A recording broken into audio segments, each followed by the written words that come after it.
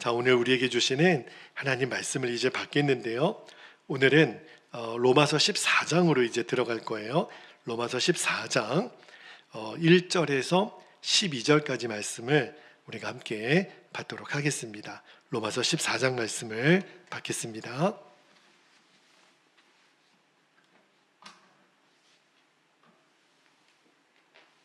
자, 1절부터 12절까지 말씀을 한 절씩 교독하여 봤습니다. 1절입니다. 믿음이 연약한 자를 너희가 받되 그의 의견을 비판하지 말라. 어떤 사람은 모든 것을 먹을 만한 믿음이 있고 믿음이 연약한 자는 채소만 먹느니라. 3절 먹는 자는 먹지 않는 자를 업신여기지 말고 먹지 않는 자는 먹는 자를 비판하지 말라. 이는 하나님이 그를 받으셨음이니라. 남의 하인을 비판하는 너는 누구냐? 그가 서 있는 것이나 넘어지는 것이 자기 주인에게 있음에 그가 세움을 받으리니 이는 그를 세우시는 권능이 주께 있음이라. 5절 어떤 사람은 이 날을 전날보다 낮게 여기고 어떤 사람은 모든 날을 같게 여기나니 각각 자기 마음으로 확정할지니라. 나를 중히 여기는 자도 주를 위하여 중히 여기고 먹는 자도 주를 위하여 먹으니 이는 하나님께 감사하며 먹지 않는 자도 주를 위하여 먹지 아니하며 하나님께 감사하느니라. 7절 우리 중에 누구든지 자기를 위하여 사는 자가 없고 자기를 위하여 죽는 자도 없도다. 우리가 살아도 주를 위하여 살고 죽어도 주를 위하여 죽나니 그러므로 사나 죽으나 우리가 주의 것이로다.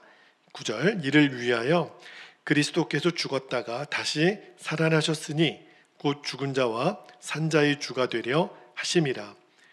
내가 어찌하여 너의 형제를 비판하느냐? 어찌하여 내 형제를 업신여기느냐? 우리가 다 하나님의 심판대 앞에 서리라. 11절 기록되었으되 주께서 이르시되 내가 살았노니 모든 무릎이 내게 꿇을 것이요 모든 혀가 하나님께 자백하리라 하였느니라. 이러므로 우리 각 사람이 자기 일을 하나님께 짓고 하리라. 아멘. 하나님 말씀입니다. 이제 로마서 강해가 이제 점점 마무리가 되어가고 있는데 이제 14장으로 이제 들어갑니다. 오늘 설교 제목이 4절 앞부분에 보면 남의 하인을 비판하는 너는 누구냐? 여기서 제가 비판하는 너는 누구냐? 설교 제목을 이렇게 좀 따봤는데 오늘 설교의 주제는요. 우리가 예수 그리스도를 믿고 난 다음에 다른 사람과의 관계, 인간관계에 대한 주제의 말씀을 좀 나누려고 합니다. 여러분 우리가 예수님을 이제 나의 구주로 이제 영접하고 나면 달라지는 것 중에 하나가 인간관계가 달라집니다. 여러분 내가 정말 예수님을 영접했는지 그래서 이제는 내가 예수님의 생명으로 사는지는 뭘 보면 알 수 있냐면 그분이 다른 사람과 어떤 관계를 맺고 있는가 보면 알아요. 벌써 다른 사람이 이제 우리가 예수님을 믿었다 그러면 압니다. 가깝게는 부모가 알고 자녀가 알고 배우자가 알고 친구들이 알아요. 또 누가 아냐면 나와 원수됐던 사람이 나를 보고 압니다. 옛날에 그 사람이 아닌 거예요. 와, 달라졌구나. 어떻게 달라졌대? 그가 예수님을 진심으로 믿었대. 그러니까 우리가 예수님 믿고 일어나는 가장 놀라운 변화 중에 하나가 사람과의 관계의 변화예요. 자, 그런데 여러분 주변에 뭐 부부가 되었든 가족끼리 되었든 친구들이 되었든 직장이 되었든 또 교회 성도들끼리도 마찬가지죠. 여러분 인간관계 좋으세요? 여러분이 지금 맺고 있는 친구들과의 관계가 좋습니까? 근데 만약에 목사님 좀 안 좋은 것 같아요. 사이도 안 좋은 사람도 많고 싫은 사람도 많고 또 나를 싫어하는 사람들도 많은 것 같고 그렇다면 한번 정확하게 오늘 십자가 복음 앞에서 내가 주님과의 관계에는 문제가 없는지를 왜냐하면 주님과의 관계가 내가 정확하게 설정이 되어 있다면 인간관계가 안 좋을 수가 없기 때문에 그렇습니다. 오늘 그 말씀을 좀 나눌게요. 그러니까 내가 자꾸 사람하고 부딪히거나 사람하고 뭔가 조화가 안 돼요. 그러면 그 상대방에게 문제가 있기보다는 먼저 내 자신을 한번 살펴보아야 되는데 뭘 살펴봐야 되냐면 예수님과 나와의 관계는 지금 평안한가? 예수님과 나와의 관계는 걸림이 없나? 그죠? 그러니까 왜 내가 다른 사람과 관계가 어렵나? 내가 하나님 앞에 이제 정말 바로 서야 될 도전을 주시는 거라고 여러분들이 믿으시기를 바랍니다. 자, 오늘 말씀에 1절 말씀을 한번 볼게요. 이제 14장에 들어와서 사도 바울이 1절에 뭘 얘기하냐면 믿음이 연약한 자를 너희가 받되 이제 받아주라는 거죠. 뭐라고 그러냐면 그의 의견을 비판하지 말라. 여기 보면 믿음이 연약한 자라고 이렇게 굳이 표현을 했어요. 그러니까 그 사람이 뭔가 잘못 말하고 잘못 행동할 때 그걸 가지고 판단하거나 시비거리로 삼지 말라는 거예요. 여러분, 저희 아이가 이제 중3을 지나서 이제 고등학교 곧 진학을 앞두고 있는데 요 중3, 요 고1, 요 때가 흔히 이제 말하는 사춘기, 조금 이제 지나는 때인데 요 사춘기 때 있잖아요. 아이들이 또 이렇게 뭐 대학 간의 청년들까지 가만히 보면 초등학교 때랑 비교해서 뭐가 많이 달라졌냐면 키도 크고 또 목소리도 굵어지고 그런데 뭐가 달라졌냐면 제가 가만히 보니까 불만이 많아요. 그리고 불평이 많습니다. 그리고 이제 어른들을 대하는 태도가 옛날에는 무조건 순종이었거든요. 근데 이제는 왜 내가 해야 되는지, 왜 지금 해야 되는지, 그리고 가만 보니까 어른들이 하는 말이 이해가 안 되는 거예요. 권위적인 것 같고, 그죠? 그리고 막 불만이 일어나고, 짜증이 막 일어나고, 그죠? 그러니까 이게 지금 우리 청소년기 아이들이 막 이렇게 불평불만이 일어나죠. 뭐 그런 과정이라는 생각이 들어요. 그러나 이제 요맘때쯤이면 그럴 수도 있겠다. 뭐 이제 질풍노도의 시기라고도 하고 한참 또 반항심도 생기는 시기니까. 그런데 이제 대학 졸업하고 결혼도 하고 막 어른이 됐는데도 여전히 막 애들처럼 불평불만을 막 이렇게 표현하면 그거는 진짜 문제가 있는 거죠. 왜냐하면 이제는요 우리가 주님의 십자가 복음 앞에 섰잖아요. 그러니까 우리가 이 복음이 정말 나를 변화시켰나? 그러니까 우리가 인간관계에서 이 문제를 봐야 돼요. 그러니까 예수님 안에서 우리가 누군가 잘못한 것을 봤을 때, 그리고 뭔가 이렇게 좀 문제가 있을 때 그거를 절대 시비거리로 삼지 말라는 거예요. 이게 굉장히 중요한 문제입니다. 여기 제가 아까 1절 말씀할 때 여기 믿음이 연약한 자라고 했잖아요. 여러분, 믿음이 약한 사람에 대해서 사도 바울이 비판하지 말라 그렇게 말씀을 하는데, 이게 그러면 여러분 믿음이 강한 사람하고 믿음이 연약한 사람은 기준이 뭐죠? 어떤 사람을 믿음이 강하고 연약한 사람, 우리는 흔히 알기를 뭐 주일을 격주로 나온다거나 뭐 헌금 생활을 제대로 안 하거나 뭐 봉사를 전혀 안 하거나, 그죠? 이러면 우리는 믿음이 약한 사람이라고 보는데 꼭 그렇지 않습니다. 그러니까 주일을 성수를 계속해도 헌금 생활을 열심히 해도 봉사를 열심히 해도 믿음이 연약한 자가 있다니까요. 그러면 기준이 뭐죠? 믿음이 좋은 사람과 믿음이 연약한 사람의 기준은 하나예요. 그가 십자가를 통과했나 아니면 통과하지 않았나. 우리가 이렇게 이제 함께 모여서 신앙생활을 하니까 겉으로 보기에는 누가 믿음이 강하고 연약한지 잘 구별이 안 돼요. 그죠? 그런데 딱 둘로 나눠집니다.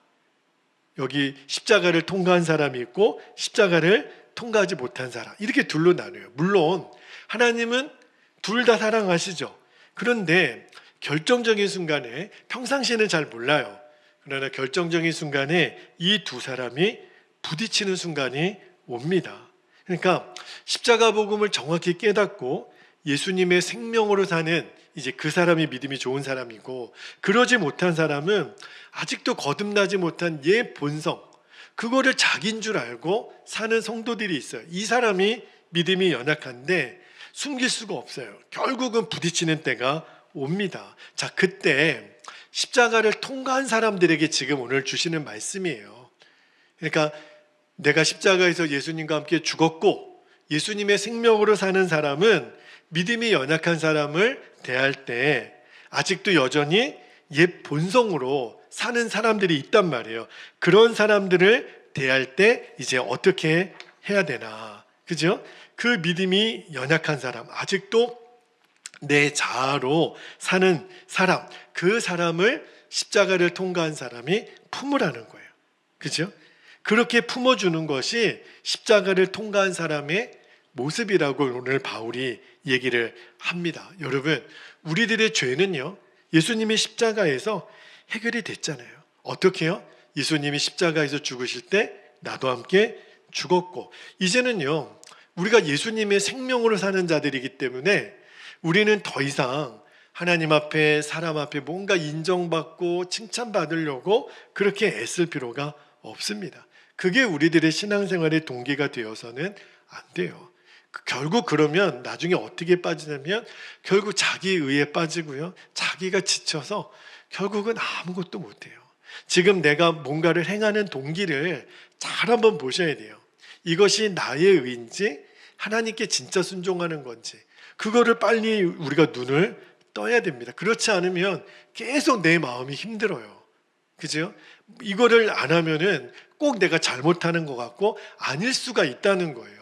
우리는 기본적으로 하나님이 나를 사랑하시는 그 감격으로 사는 겁니다. 내가 무엇을 해야 하나님이 만족하고, 내가 이렇게 해야 뭐 가족들이 만족하고, 이거는 사실은요, 굴레예요. 나 스스로를 억압하는 거예요.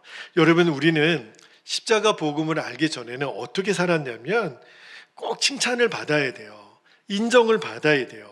그러니까 기본적으로 다른 사람이 다 두렵습니다. 왜냐하면 그 사람이 나를 어떻게 판단할까?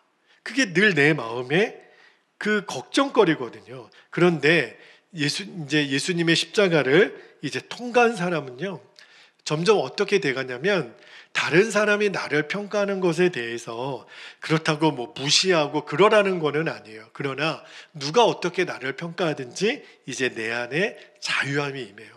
그게 얼마나 큰 행복인지 모릅니다. 여러분, 사사건건이 남의 사람 눈치 보는 게 나도 힘들지만 그 사람도 힘들게 한다니까요. 그거를 여러분이 아셔야 돼요. 나는 그 사람을 눈치를 보며 그 사람 만족을 위해서 뭔가를 해준다는 게 그 사람을 더 힘들게 하는 수도 있다는 것을 알아야 됩니다. 그죠? 그러니까 이게 잘 안 되는 사람이 있어요.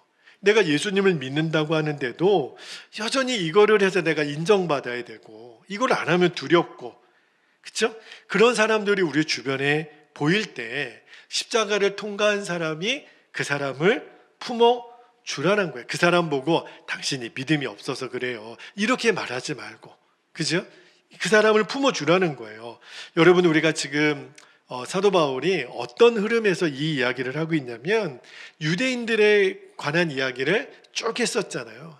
여러분, 유대인들에게는요, 지금도 마찬가지입니다. 그들에게 생명과 같은 게 뭔지 아십니까? 율법을 지키는 거예요.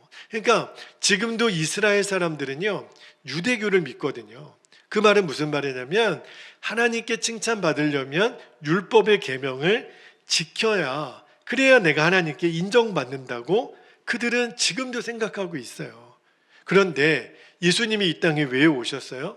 그 묶임에서 우리를 풀어주시려고.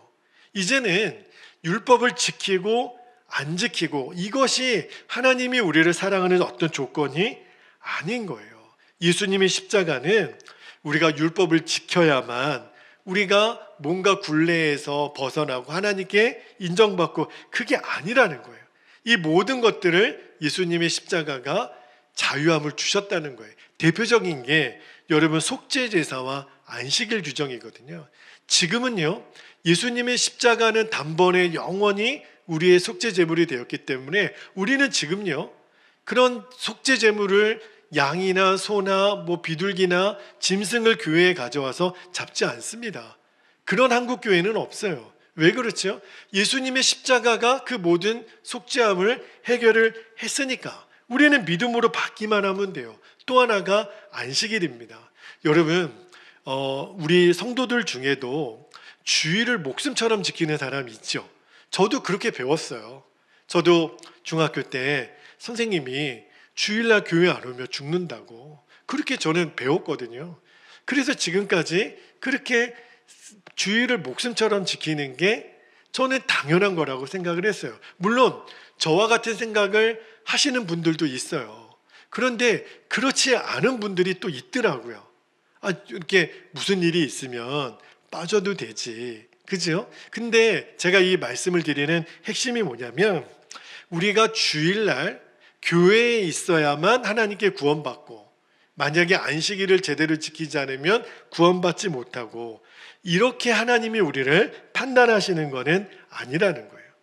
그게 믿음이 좋고 나쁘고의 기준이 아닙니다. 그런 점에 있어서 나는 정말 믿음이 좋은 사람인가, 아니면 믿음이 연약한 사람인가, 뭘 보면 알 수 있냐면, 가장 중요한 기준은 아까 제가 말씀드렸잖아요. 십자가를 내가 통과한다. 다시 말하면 내가 이제 사는 것은 나는 예수님과 함께 죽었고 예수님이 내 생명이시다. 이거를 분명히 알고 사는 사람이 믿음이 좋은 사람이에요. 다시 말하면 하나님이 나를 사랑하시는데 어떤 조건이 없어요. 그죠? 여러분이 이 복음을 정확하게 이해할 수 있기를 축복합니다. 하나님은 어떠한 조건을 가지고 우리를 사랑하고 사랑하지 않고 그러지 않으세요. 여러분이 이 믿음을 분명히 가져야 우리 안에 두려움과 염려가 역사하지 못합니다. 그런데 아직까지는 이 믿음이 안 생기는 부분이 있을 수 있겠죠. 그런 사람이 성도들이 계세요. 아직은 믿음이 연약하니까, 아이 같으니까, 그죠? 그런데 살아보면 이 차이가 뚜렷하게 나요. 믿음이 이제 진짜 좋은 사람은 예수님의 십자가를 통과한 사람, 그렇지 않은 사람이 교회 안에 있단 말입니다. 그럴 때 십자가를 통과한 사람, 그러니까 믿음이 좋은 사람이 절대로 믿음이 연약한 사람을 평가하거나 그것으로 당신 예수님 잘못 믿고 있네, 이렇게 판단하지 말라는 거예요. 그래야 십자가의 능력으로 사는 예수님을 믿는 성도의 모습이 되는 겁니다. 쉽게 말하면요, 예수님이 내 생명이 되시고 난 다음에 오늘 사도 바울의 표현을 빌려보면 화내는 일이 없어진다는 거예요. 여러분, 한국 사람들이 제일 많이 병에 걸리는 병이 뭔지 아십니까? 화병이랍니다. 그러니까 그렇게 우리 민족이 화가 많다. 그러니까 우리 민족의 기질을 화로 이렇게 설명하시는 분을 봤어요. 그러니까 이 화병이라는 게 한국 사람의 민족의 질병이라고 진단하는 분을 봤는데, 자, 근데 여러분, 이 화병 말입니다. 화내는 문제도요, 내가 예수님을 정말 믿고 예수님의 십자가를 통과하고 나면 이 문제도 해결이 됩니다. 이게 복음이에요. 저는 우리 한국 민족이 이 십자가 복음을 정확히 알게 되면 모든 화병은 다 떠나가게 될 줄 믿습니다. 왜냐하면 우리는요, 생각하기를 화를 낼 때 내가 화낼 만하니까 화내지, 이렇게 생각을 해요. 여러분, 정말 그럴까요? 내가 정말 화낼 만하니까 화를 낼까요? 아니라는 거예요. 속고 있다라는 거예요. 성령님은요, 우리 안에 오셔서 너 지금 화낼 만하기 때문에 너가 화내는 거 아니야, 이렇게 말씀하신다니까요. 여러분, 만약에 화낼 만해서 화내는 것이 하나님이 우리에게 주신 정상적인 믿음이라면 하나님 그분도요, 저와 여러분을 다루실 때 화낼 만하시는 하나님이시면 우리에게 화를 내셔야 돼요. 그런데 하나님은 그 방법을 선택하지 않으셨습니다. 여러분, 만약에 하나님이 화낼 만하셔서 화를 그때그때 내셨다면 저와 여러분은 살 수 있을까요? 못 견딥니다. 죄덩어리인 나를 보실 때 하나님이 단 한 번만이라도 야, 내가 오늘 좀 화 좀 너한테 낸다, 그러면 우리는 죽음이에요. 하나님은 화낼 만한 일도요, 화로 우리에게 반응하지 않으셨어요. 하나님이 우리에게 하신 방법이 뭐예요? 십자가입니다. 하나님은 화낼 만해서 화를 내지 않으시고, 다시 말하면 잘했나 못했나, 잘하면 상 주고 못할 때마다 벌 주고, 그런 하나님이 아니에요. 그거는요, 마귀가 우리에게 심어놓은 잘못된 하나님 상입니다. 하나님은 절대 그렇게 하지 않으셨어요. 하나님이 하신 방법이 십자가잖아요. 여러분, 십자가에서 보여주신 하나님의 모습이 뭐예요? 잘못한 것을 바로잡을 때 하나님은 화를 내시는 방법으로 잡지 않으셨어요. 오히려 당신의 아들 예수님을 십자가에서 우리를 대신 죽게 하셨어요. 그리고 우리를 용서하셨어요. 그리고 우리를 구원하신 것이 하나님이 쓰신 방법이에요. 그 십자가에서 예수님이 저와 여러분을 위하여 대신 죽으시고 이제는 우리의 생명이 되셨어요. 우리가 예수님 믿기 전에는 다른 사람에게 화나는 일이 있으면 막 우리도 화를 냈죠. 그런데 이제는 내 안에 사랑의 십자가를 통해서 우리를 다루셨던 그 십자가의 예수님이 내 안에 오셨어요. 그런데 그 예수님은 화를 못 내시는 분이에요. 그 예수님이 내 생명이 되셨다는 말은 이제 나도 다른 사람에게 화를 낼 수 없게 되었다는 거예요. 화냈던 나는 이미 십자가에서 죽었고 이제는 용서하고 긍휼함으로 사랑하신 예수님이 내 생명이 되셨으니까. 여러분, 이게 십자가 복음이에요. 여러분, 이제 생명의 주인이신 예수님과의 관계 속에서 나를 한번 점검해 보셨으면 좋겠는데, 여러분 안에 지금 분노가 있죠. 누구나 다 화나는 게 있을 거예요. 가족에게든 또 뭐 형제들에게든 직장의 동료든 학교 친구들이든 어떤 때는 교회 안에서 같이 신앙생활하는 사람들 중에 다른 성도들에게 막 화나는 때가 있을 수 있어요. 그때가 중요합니다. 막 나도 모르게 막 화가 나는 문제가 일어날 때, 그때 나의 생명이신 예수님과의 관계를 꼭 여러분이 점검하시기를 축복합니다. 그러면 드러나요. 내가 나의 생명 되시는 예수님과의 관계를 놓쳤기 때문에 나타나는 화가 대부분이에요. 예수님이 나와의 관계가 너무너무 충만하면 그러면 절대 우리는 화를 낼 수 없는 사람이 됩니다. 자, 말씀 한 구절만 볼게요. 디모데후서 2장 23절에서 26절까지 말씀을 쭉 보면 화내는 일이요, 악한 영들에게 속해 있다라고 바울이 얘기를 하는데, 자, 23절부터 제가 좀 읽어드릴게요. 어리석고 무식한 변론을 버리라. 이에서 다툼이 나는 줄 알미라. 주의 종은 마땅히 다투지 아니하고 모든 사람에 대하여 온유하며 가르치기를 잘하며 참으며, 25절에 거역하는 자를 온유함으로 훈계할지니 혹 하나님이 그들에게 회개함을 주사 진리로 알게 하실까 하며, 26절에 그들로 깨어, 잘 보세요, 마귀의 올무에서 벗어나. 화내는 일이 다 마귀의 올무에서 일어나는 일이라는 거예요. 벗어나 하나님께 사로잡힌 바 되어 그 뜻을 따르게 하실까 함이라. 지금 바울이 말하는 핵심이 뭐예요? 화내는 일은 마귀에게 속한 일이라는 거예요. 그러니까 화내면 그 즉시로 마귀에게 지는 거예요. 그러니까 화내는 일을요, 절대 가볍게 넘겨서는 안 됩니다. 내가 화낼 만한 하니까 아니에요. 그거는 속는 거예요. 자, 야고보서 말씀도 한번 볼까요? 야고보서 1장 19절 20절에 보면 야고보 사도가 이렇게 얘기합니다.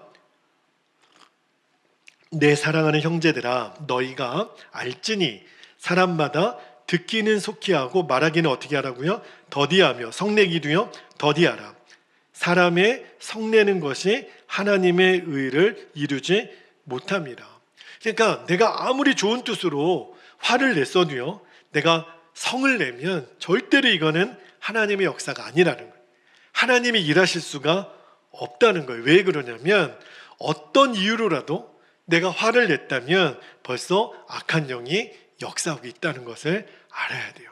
이거를 여러분 꼭 명심하셔야 됩니다. 그래서 갈라디아서 5장 19절에서 21절까지 말씀해 보면, 나중에 제 시간 관계상 읽지는 않겠지만 거기 보면 육체의 일들에 대한 리스트가 쭉 나와요. 거기에 보면 성냄이 나옵니다. 이러는 자는 하나님 나라를 유업으로 받지 못할 것이니. 그러니까 굉장히 중요한 거예요. 여러분, 우리가 화내는 일을 정말 조심해야 됩니다. 그런데 여러분, 화가 왜 나요? 우리는 화가 날만 하니까, 그 사람이 그렇게 잘못했으니까. 아니에요. 내가 여전히 옛 자로 있기 때문에 화가 나는 거예요. 그러니까 내 예자가 나로 하여금 화를 부추기는 겁니다. 그러니까 화가 날 때마다 옛날에는 뭐 참을인자를 뭐 3번 쓰라 그랬는데 아니에요.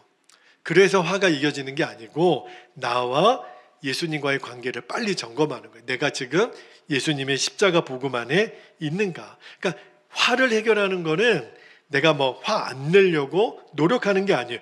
화를요, 여러분 억지로 참으면 병됩니다. 그게 막 스트레스가 돼서 막 암이 생기고 그런 거예요. 화를 억지로 참는 거는 하나님의 방법이 아니에요. 그러니까 화는 참고 억눌러서 해결되는 게 아니라 정확한 복음 위에 서야만 해결이 됩니다. 그게 뭐예요? 화가 막 나려고 그래요. 그때 빨리 여러분들이 기억하시고 나는 죽었습니다. 나는 십자가에서 예수님과 함께 죽었습니다. 화내는 내 예자가 죽었으니까 화낼 것도 없잖아요 이제. 그 화내는 나는 죽었으니까. 그리고 빨리 고백하는 겁니다. 예수님이 나의 생명이십니다. 예수님은 화를 내시는 분이 아니에요. 예수님은 온유하고 겸손하신. 그러니까 우리가 화낼 게 없는 거예요. 그죠? 예수님이 나의 생명이 되신 거니까. 이제 여러분, 우리가 누군가를 사랑하고 섬길 때 먼저 해결돼야 될 게 뭐냐면 내 병든 자가 이제 십자가에서 처리가 되는 겁니다. 우리가 옛사람으로 살아있는 동안에는요, 다른 사람을 끝까지 우리가 사랑하고 섬겨주지 못합니다. 왜냐하면 내 자아가 병들었는데, 그죠? 끊임없이 이기적이고 자기중심적이고 계속해서 부딪히게 돼 있어요. 그죠? 제가 이렇게 말씀을 전하고 또 저도 목회를 경험하면서 성도들이 그런 마음의 어려움을 겪고 어떤 때는 자기의 분함을 막 표현하고 그리고 교회를 어지럽히고 그리고 교회를 떠나는 일들을 저도 목격하면서 그렇구나. 왜 그랬을까? 이제는 정확하게 깨달아지는 거예요. 여러분, 내 자아가 십자가에서 처리되지 않으면 세상 없는 직분자라도 그렇게 됩니다. 그죠? 그러니까 좋을 때는 좋죠. 간도 쓸개도 다 빼줄 것 같아요. 그런데 한번 내가 마음에 안 맞으면 그러면 금방 원수가 되네요. 이게 도대체 뭐죠?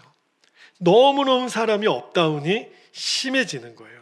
그러니까 내가 이제 누군가를 사랑하고 용서하는 거는요, 내가 뭐 그 사람하고 친해져서 밥 사주고 이래서 해결되는 게 아니에요. 내 자신이 예수님으로 생명이 바뀌는 복음입니다. 이 복음의 역사가 일어나야 되는 거예요. 이것이 내 안에 일어나는 사람에게는 그러면 원수가 더 이상 없어집니다. 그래서 사도 바울이 갈라디아서 2장 20절에 이렇게 고백하잖아요. 자, 20절 말씀을 함께 우리 한번 읽어볼까요? 시작. 내가 그리스도와 함께 십자가에 못 박혔나니 그런즉 이제는 내가 사는 것이 아니요 오직 내 안에 그리스도께서 사시는 것이라. 이제 내가 육체 가운데 사는 것은 나를 사랑하사 나를 위하여 자기 자신을 버리신 하나님의 아들을 믿는 믿음 안에서 사는 것이라. 여러분, 이 말씀을 매일매일 읽으셨으면 좋겠어요. 매일매일 암송하셨으면 좋겠어요. 예수님과 내 생명이 바뀌었다는 거예요. 이 복음의 역사, 이것이 그대로 복음의 능력이에요. 만약에 사랑하라, 용서하라, 이건 율법이 아니에요. 율법이라면 더 우리에게 얽어매는 그러한 계명이 되겠죠. 예수님을 진짜 믿으면 예수님이 내 생명이 된 사람은요, 사랑하라, 용서하라 말할 것도 없어요. 저절로 되는 거예요. 그게 십자가의 능력입니다. 이 십자가를 정확하게 받아들이고 통과하는 그 사람을요, 하나님 주님이 사랑하는 사람으로 이끌어 가시는 거예요. 그래서 여러분, 예수님 믿고 나면 이제 우리에게 남는 거는 사랑밖에 없는 겁니다. 그리고 이제 내 주변의 사람들을 보면 다 사랑하는 사람만 있는 거예요. 아내도 남편도 부모도 자녀도 친구도 이웃도. 그죠? 왜냐하면 이게 예수님의 마음이니까. 여러분이 이것을 정확하게 이해하시고 정확하게 여러분의 것으로 삼기를 축복합니다. 여러분, 예수님이 나의 생명이시고 주인 되신 그 예수님이 이제는요, 우리와 관계를 맺는 사람들을 바라보는 눈을 열어주세요. 옛날에는 나에게 잘해주는 사람에게만 나도 잘하고 못해주는 사람에게는 나도 적당히 하고 거리를 두고, 아니에요. 이제는 우리가 그동안 얼마나 사람 보는 눈이 왜곡되었나, 내가 너무너무 호불호를 가지고 사람을 대했던 것이 이제 완전히 바뀝니다. 십자가 안에서 사람 보는 눈이 달라져요.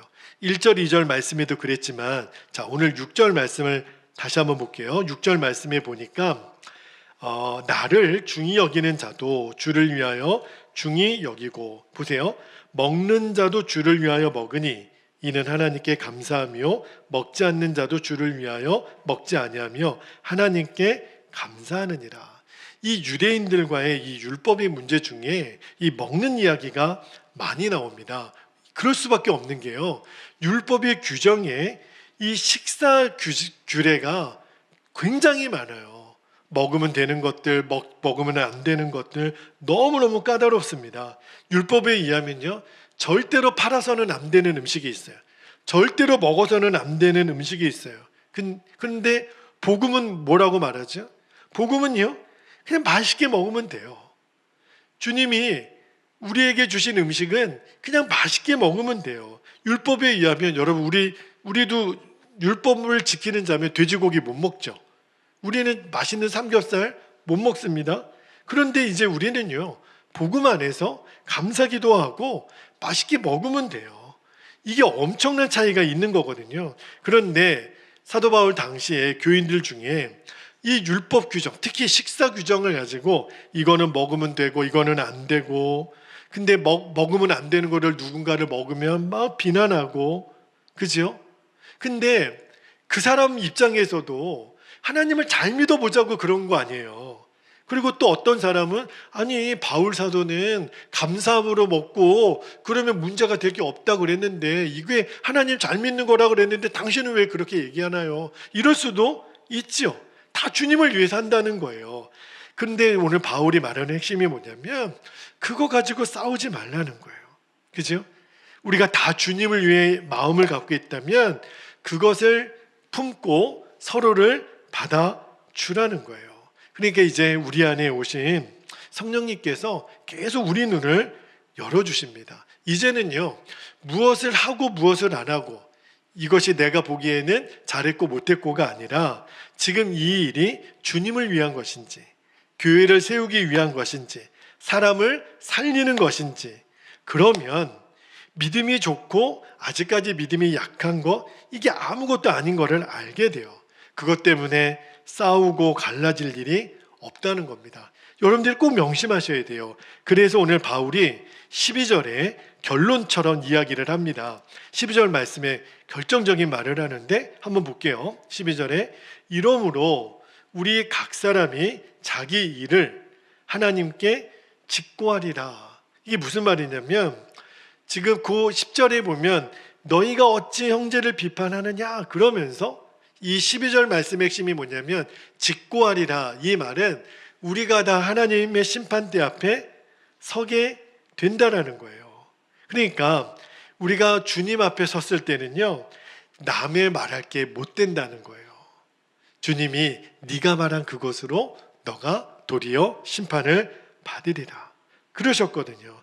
여러분, 주님 앞에 서서조차 제가 그랬고요, 저 사람이 그랬고요, 저 사람 때문에 내가 시험 들었고요, 그게 무슨 의미가 있겠어요? 그죠? 여러분, 예수님의 십자가가 그거를 보여주시는 거예요. 저와 여러분이 예수님을 믿고 정말 거듭났다면 이제는요, 사랑과의 관계가 변하는 축복을 다 누리시기를 바랍니다. 이제는 우리 인생에 원수 없어요. 이제 우리 인생에 내가 저 인간은 죽을 때까지 안 봐, 이런 사람 없는 거예요. 우리는 더 이상 비판하고 따지고 기분 나쁘고 화내고, 이제는 예수님의 십자가를 통과하기 전에는 이런 모습이었죠, 우리가. 그런데 이제는 우리가 예수님의 십자가를 통과했잖아요. 그러면 이제 품지 못할 사람 없는 거예요. 사랑 안 되는 사람 없는 거죠. 이게 여러분, 예수님 믿고 우리에게 주신 가장 놀라운 축복입니다. 사람 보는 눈이 완전히 바뀌는 거죠. 여러분 안에 혹시라도 눈꽃만큼이라도 사람과의 그런 관계에 묶임이 있다면 오늘 이 말씀으로 여러분이 풀려지는 은혜가 있기를 축복합니다. 이제 우리 함께 오늘 주신 말씀을 붙들고 우리가 함께 기도하기를 원하는데, 두 가지 기도 제목을 여러분에게 좀 나눠드리고 기도하기를 원합니다. 자, 첫 번째 기도 제목은요, 핵심은 내가 십자가를 분명히 통과한 자가 되는 거예요. 그래서 믿음이 연약한 자를 품어줄 수 있는 눈이 열리는 것, 이게 굉장히 중요한 기도 제목입니다. 두 번째는요, 이제는 내 자신이 예수님의 생명으로 사는 복음의 능력을 갖는 겁니다. 그죠? 그러면 사람 보는 눈이 달라져요. 믿음이 연약한 자를 품어주게 되고요, 내가 교만하지 않게 되고요, 용서하게 되고 사랑하게 되고 품어주게 돼요. 여러분이 가는 곳마다 천국이 되는 겁니다. 여러분 이 복을 다 누리시게 되기를. 다툼이 있는 곳에 여러분이 가면 화평이 임하고, 분열이 있는 곳에 하나가 되고, 성 프란체스코의 평화의 기도처럼 주님이 여러분을 그렇게 하나 되게 하시고 용서하게 하시고 품어내게 하시고 십자가를 통과한 자의 복음의 능력으로 사는 자가 되게 하시기를 주님의 이름으로 축복합니다. 우리 허락하신 말씀과 기도의 제목을 붙들고 주님의 이름을 간절히 부르신 후에 통성으로 기도하겠습니다. 주여